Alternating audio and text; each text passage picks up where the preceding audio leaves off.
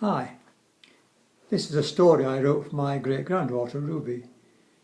She'd been watching some films on TV about vampires, so I thought I'd write a story for her. This is called The Princess Ruby and the Magic Book. The Vampire Boy.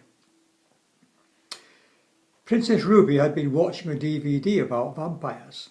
Her mother, the Queen, had told her it was too scary, but Ruby had said, "It won't scare me," although it really had scared her. Princess Ruby decided to forget about vampires and go on an adventure. She went to the magic book, closed her eyes, put her finger onto the page of adventures and said the magic words, "Please take me there." Princess Ruby had hoped the book would take her back to see Prince Rainier again, as they had had such a lovely time together before. However, when she opened her eyes, she saw she was not in the pleasant land she had been in before.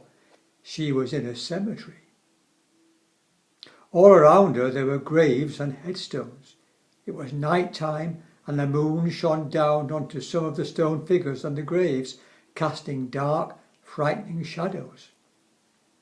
It was very scary, and Princess Ruby thought, "I do not like this place at all. I want to go home." Suddenly she saw a shadowy figure approaching her. It was a boy, but not like any boy she had ever seen before. He had bright red eyes and 2 long teeth protruded from his mouth. For a moment Princess Ruby's heart stopped beating. Then she screamed, "It's a vampire!"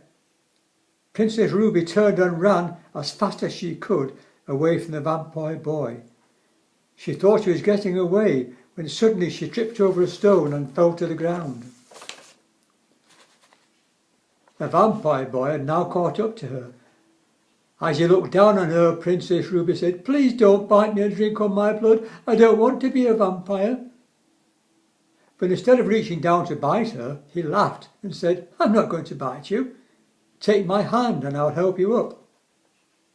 He helped Princess Ruby to her feet and said, "Yes, I am a vampire, but it isn't true that vampires drink blood from humans. We do drink blood, but only from animals, usually cows. The cows don't feel any pain and we only drink a little blood. The cows soon make the blood back again. It's like humans giving blood donations. They soon make the blood back again. Some humans in some countries drink the blood from a cow because they believe it makes them into strong warriors, but they don't kill the cow." Princess Ruby was no longer scared. The vampire boy seemed rather nice, and they walked quietly through the graveyard, talking to each other.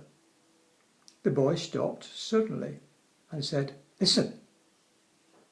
Princess Ruby listened carefully, but could not hear anything. Then she did hear a sort of thudding noise getting louder and louder. "What is it?" she asked the vampire boy. But before he could answer, she heard a terrible howling noise. It was very, very frightening. The boy said, "We must get away as fast as we can. These are werewolves and they do hurt humans." They both turned and ran as fast as they could away from the wolves. As they were running, Princess Ruby closed her eyes and said, "Please take me home." But nothing happened. She tried again, but still nothing happened, and as she knew she was trapped here forever. As she ran, she bumped her head against an overhanging branch. She was knocked to the ground, almost unconscious. The vampire boy reached down to her and shook her shoulders, saying, "Quick, get up, we have to get away."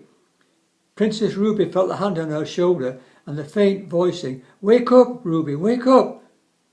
She opened her eyes and looked up, but it was not the boy shaking her shoulder.